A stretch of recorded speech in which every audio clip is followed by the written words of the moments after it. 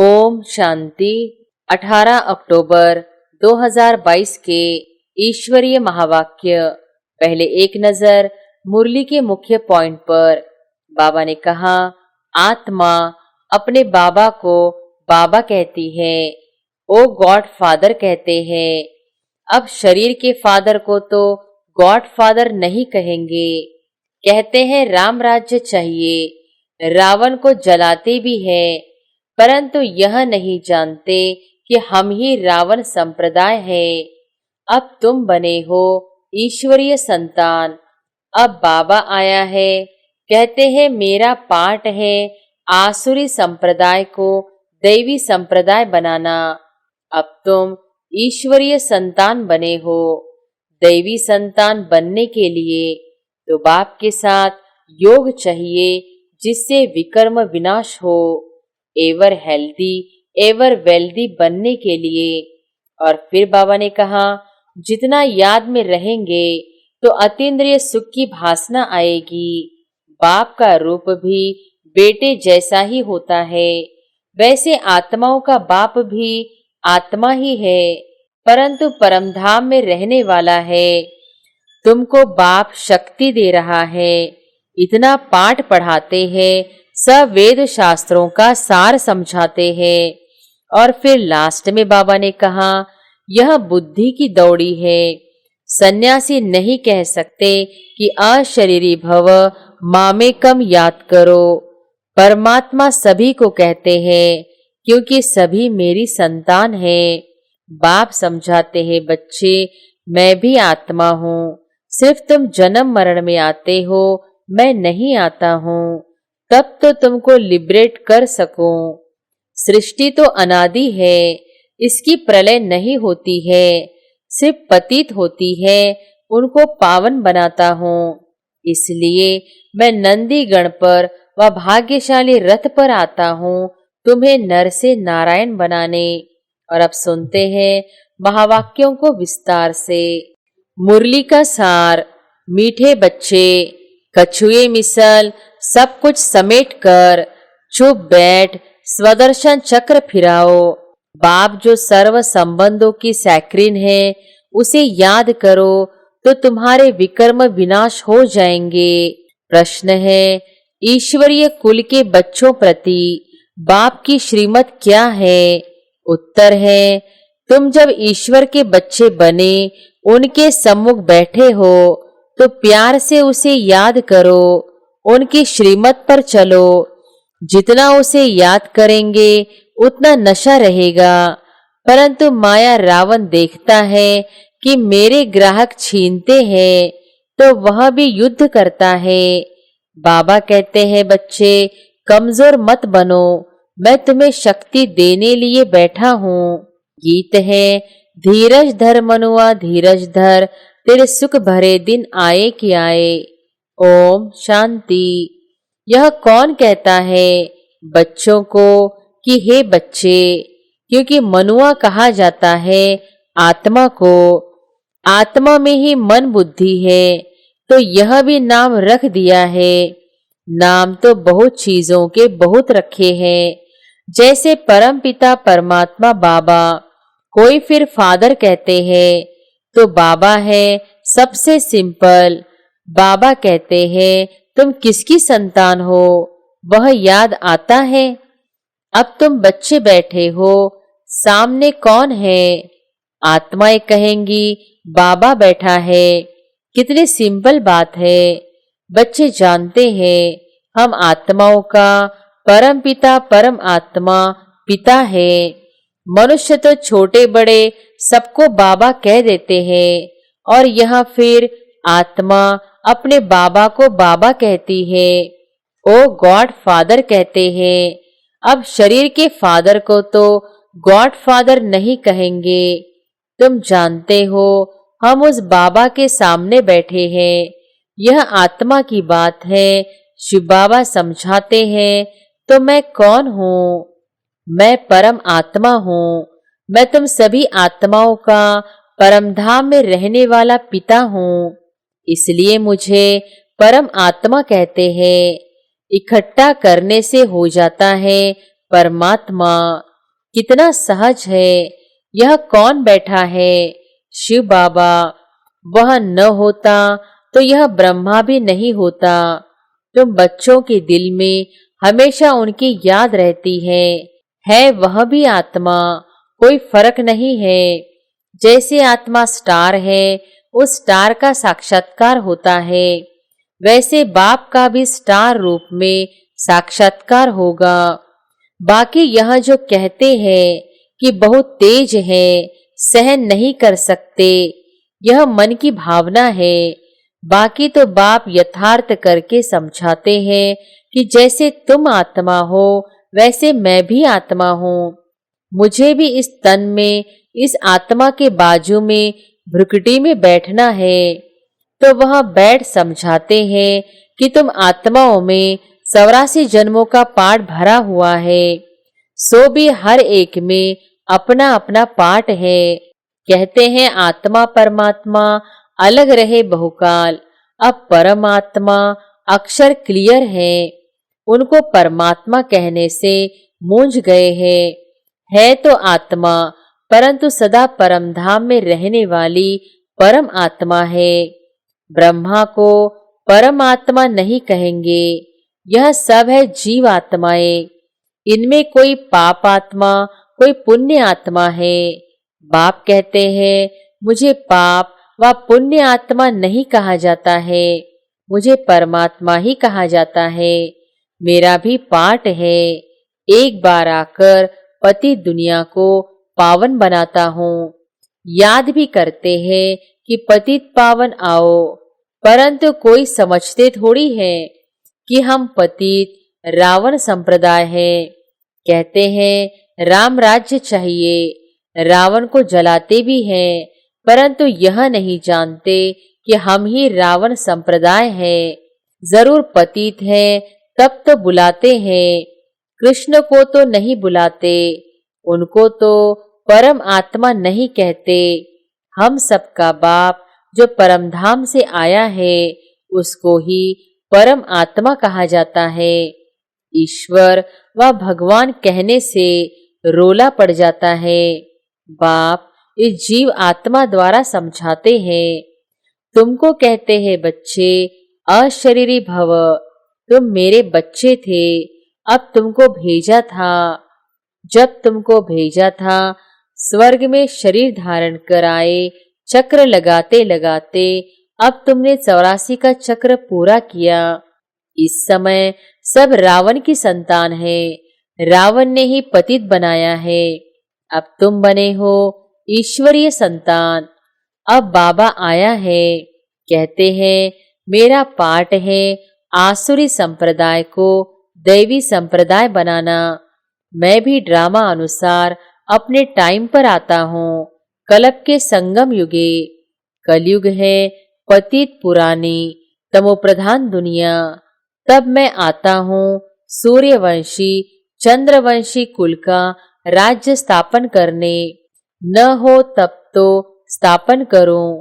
फिर जब सूर्यवंशी चंद्रवंशी होंगे तो वैश्य शूद्रवंशी नहीं होंगे। अब तुम ईश्वरीय संतान बने हो। दैवी संतान बनने के लिए तो बाप के साथ योग चाहिए, जिससे विकर्म विनाश हो। एवर हेल्दी एवर वेल्दी बनने के लिए स्वदर्शन चक्र फिराना पड़े। बाबा को याद करना है, इसमें ही मेहनत है। यह चार्ट रखो कि कितना समय बाबा को याद करते हैं। जितना याद में रहेंगे तो अतीन्द्रिय सुख की भासना आएगी। तब कहा जाता है अतीन्द्रिय सुख पूछना हो तो गोपी वल्लभ के गोप गोपियों से पूछो। वल्लभ कहा जाता है बाप को। बाप का रूप भी बेटे जैसा ही होता है, वैसे आत्माओं का बाप भी आत्मा ही है, परंतु परमधाम में रहने वाला है। अगर वह बीज नीचे चक्र में चला आए तो झाड़ ऊपर चला जाए। जैसे वह झाड़ होता है, उनका बीज नीचे झाड़ ऊपर, परंतु यह उल्टा झाड़ है, जिसका बीज रूप परम आत्मा परमधाम में निवास करते हैं।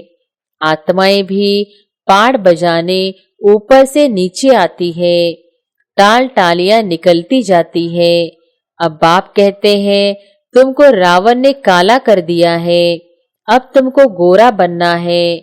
कृष्ण और नारायण दोनों को काला कर दिया है, लक्ष्मी को गोरा बनाते हैं। क्यों? काम चिता पर तो दोनों बैठे होंगे। कृष्ण के लिए कहते उनको तक्षक सर्प ने डसा, नारायण को फिर किसने डसा? कुछ भी समझते नहीं है। चित्र आदि भी सब रावण की मत पर बनाए हैं। अब बाबा आया है श्रीमत देकर रावण से लिबरेट करने के लिए। मैं सबका सद्गति दाता हूँ। श्री श्री 108 जगत गुरु का टाइटल भी इनका है। जगत की सद्गति करते हैं। ग्रंथ में इनकी महिमा बहुत लिखी है। सद्गुरु सच्चा पातशाह, सचखंड स्थापन करने वाला। बाबा को यहाँ सब कंठ था, परंतु अर्थ का पता नहीं था। अपने को बहुत रिलीजियस माइंडेड समझते थे, परंतु थे रावण के कुल के। अब तुम ईश्वर के कुल के बने हो तो कितना प्यार से उनको याद करना चाहिए। बाबा आप कितने मीठे हो, हमको स्वर्ग में ले चलते हो। हेविनली गॉड फादर को जितना याद करेंगे तो नशा चढ़ेगा। अब किसके सामने बैठे हो? बाप कहते हैं हे लाडले बच्चे, मैं तेरा परम पिता तुम आत्माओं से बात कर रहा हूँ। अब मेरी श्रीमत पर क्यों नहीं चलते, परंतु काम रूपी भूत गिरा देता है। बाप कहते हैं कमजोर क्यों बनते हो?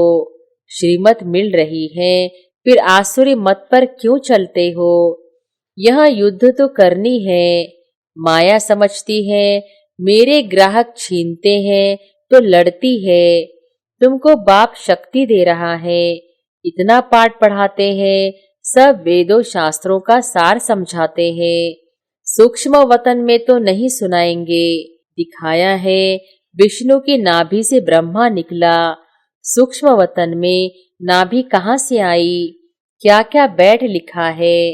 अभी तुमको जो नॉलेज मिल रही है यह परंपरा नहीं चलती, यहाँ ही खलास हो जाती है। पीछे जो शास्त्र आदि बनाते हैं वह परंपरा से चलते हैं। यह ज्ञान तो प्राय लोप हो जाता है। अब बाप कहते हैं मेरी मत पर चलो, देही अभिमानी बनो, इसमें दौड़ी लगाकर मेरे गले का हार बनो। यह बुद्धि की दौड़ी है। सन्यासी नहीं कह सकते कि अशरीरी भव, मामेकम याद करो। परमात्मा सभी को कहते हैं क्योंकि सभी मेरी संतान हैं। सबको वापस ले जाने लिए आया हूँ, परंतु सम्मुख तो बच्चे सुनते हैं, सारी दुनिया नहीं सुनती।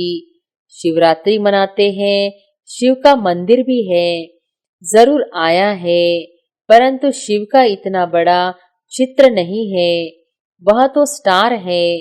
अगर कहो तो कहेंगे कि क्या मंदिर में चित्र रॉन्ग है। इसलिए बाप समझाते हैं बच्चे मैं भी आत्मा हूँ, सिर्फ तुम जन्म मरण में आते हो, मैं नहीं आता हूँ। तब तो तुमको लिबरेट कर सकूं। मैं पतित पावन हूँ तो जरूर पतित दुनिया में आना पड़े ना। अगर पतित पावन न कहे तो समझेंगे नई दुनिया बनाते हैं। प्रलय हो जाती है, फिर नई सृष्टि क्रिएट करते हैं, परंतु उनको पतित पावन कहा जाता है तो इससे सिद्ध होता है कि यह सृष्टि तो अनादि है, इसकी प्रलय नहीं होती है, सिर्फ पतित होती है, उनको पावन बनाता हूँ। इसलिए मैं नंदीगण पर व भाग्यशाली रथ पर आता हूँ तुम्हें नर से नारायण बनाने। सब चाहते भी है हम सूर्यवंशी बने। कथा भी है, एक भक्त ने कहा कि मैं लक्ष्मी को वर सकता हूँ। नारद भक्त था ना, तो कहा तुम अपनी शक्ल तो देखो, पहले बंदर से मंदिर तो बनो, तब तो लक्ष्मी को वर सकेंगे। अभी तुम मंदिर लायक बन रहे हो, यह इस समय की ही सारी बात है। यह सब तुमको कौन बता रहे हैं? शिव बाबा ब्रह्मा दादा की भ्रुकुटी के बीच में बैठ तुमको समझा रहे हैं। जैसे इनकी आत्मा भ्रुकुटी में बैठी है तो जरूर उनके बाजू में बैठा होगा ना। यह नॉलेजफुल बाप तुमको सारा राज आदि मध्य अंत का समझा रहे हैं, जिससे तुमको स्वदर्शन चक्र फिराना सहज हो। स्वदर्शन चक्र फिराने से तुम्हारे विकर्म विनाश होंगे, नहीं तो सजाएं खाएंगे, विजय माला में भी नहीं आएंगे। कछुए मिसल जब फ्री हो तो चुप बैठकर चक्र को फिराओ। अब तुमको घर वापस जाना है। यह अंतिम जन्म पवित्र रहो। इसको कहा जाता है लोक लाज। पतित बनने की मर्यादाएं तोड़ो और कोई को याद नहीं करो। आप मुए मर गई दुनिया। अशरीरी बन मेरा बनो तो विकर्म विनाश हो जाएंगे। सबको मरना तो है ही, फिर कौन किसके लिए रोएगा? हिरोशिमा में सब मर गए, कोई रोने वाला बचा ही नहीं। इसलिए अब रोने वाली दुनिया से वापिस जाना है। इस गंदी दुनिया में तो हर एक के अंग अंग में कीड़े पड़े हैं। उसको याद क्यों करे? स्वर्ग में थोड़े ही ऐसे शरीर होंगे, वहां तो अंग अंग में खुशबू होती है। बाबा कैसे गंदे बांसी को गुलगुल फूल बनाते हैं, तो उनको आना भी ऐसे पुराने लौंग बुट में पड़ता है। बाबा कहते हैं कि भले घर में रहो परंतु श्रीमत पर चलो, विकार में मत जाओ। तुम्हारे सामने शिव बाबा बैठा है, उनको भूलो मत। अच्छा गीत है, धरती को आकाश पुकारे। धरती पर रहने वालों को आकाश में रहने वाला बाप पुकारते हैं। अब मेरे पास आना है, इसलिए नष्टो मोहा बनो। मैं तुम्हें स्वर्ग के अथाह सुख दूंगा। बाप है सभी सुखों का पिन। मामा चाचा यह सब तुमको दुख देने वाले हैं। तुम्हारा है सारी आसुरी दुनिया नरक का सन्यास। सन्यासियों का है सिर्फ घर का सन्यास। तुमको इस डर्टी दुनिया नरक को भूलना है। इस समय मनुष्यों को थोड़ा भी धन मिलता है तो समझते हैं हम तो स्वर्ग में हैं, परंतु इस दुनिया में कोई कितना भी साहूकार हो, देवाला निकला, एरोप्लेन आदि गिरा तो सब खलास, फिर रोने पीटने लग पड़ते हैं। वहां तो एक्सीडेंट की बात नहीं, कोई रोता पीटता नहीं। बाबा कहते हैं अच्छा तुम स्वर्ग में हो तो खुश रहो। मैं आया हूँ गरीबों के लिए जो नरक में है। दान भी गरीबों को दिया जाता है। साहूकार साहूकार को दान करते हैं क्या? मैं तो सबसे साहूकार हूँ, मैं गरीबों को दान देता हूँ। इस समय के साहूकार तो अपने धन के फैशन के नशे में ही चूर है। अच्छा बाबा समझानी देते हैं, यह है इंद्रप्रस्थ, यहाँ हंस मोती चुगेंगे। बाकी जो बगुले होंगे वह तो पत्थर ही उठाएंगे। इसलिए बाबा कहते हैं यहाँ हंस गुणग्राही ही आने चाहिए, बगुले अवगुण देखने वाले नहीं। अच्छा मीठे मीठे सिकिलधे बच्चों प्रति माता पिता बाप दादा का याद प्यार और गुड मॉर्निंग। रूहानी बाप की रूहानी बच्चों को नमस्ते। धारणा के लिए मुख्य सार। पहली पॉइंट, बाप की श्रीमत पर चल, देही अभिमानी बन, बाप के गले का हार बनना है। बाप की याद में रहे अतीन्द्रिय सुख का अनुभव करना है। दूसरी पॉइंट, इस दुनिया से पूरा नष्टोमोहा बनना है। किसी के भी छीछी शरीरों को याद नहीं करना है। वरदान है, सेवा के बंधन द्वारा कर्म बंधनों को समाप्त करने वाले विश्व सेवाधारी भव। सेवा के बंधन द्वारा सेवा के बंधन द्वारा कर्म बंधनों को समाप्त करने वाले विश्व सेवाधारी भव। प्रवृत्ति में रहते हुए कभी यह नहीं समझो कि हिसाब किताब है, कर्म बंधन है, लेकिन यह भी सेवा है।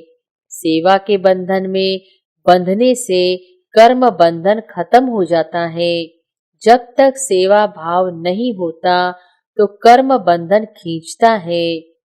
कर्म बंधन होगा तो दुख की लहर आएगी और सेवा का बंधन होगा तो खुशी होगी। इसलिए कर्म बंधन को सेवा के बंधन से समाप्त करो। विश्व सेवाधारी विश्व में जहां भी है, विश्व सेवा अर्थ है। स्लोगन है, अपने दैवी स्वरूप की स्मृति में रहो तो आप पर किसी की व्यर्थ नजर नहीं जा सकती। अपने दैवी स्वरूप की स्मृति में रहो तो आप पर किसी की व्यर्थ नजर नहीं जा सकती। अच्छा, ओम शांति।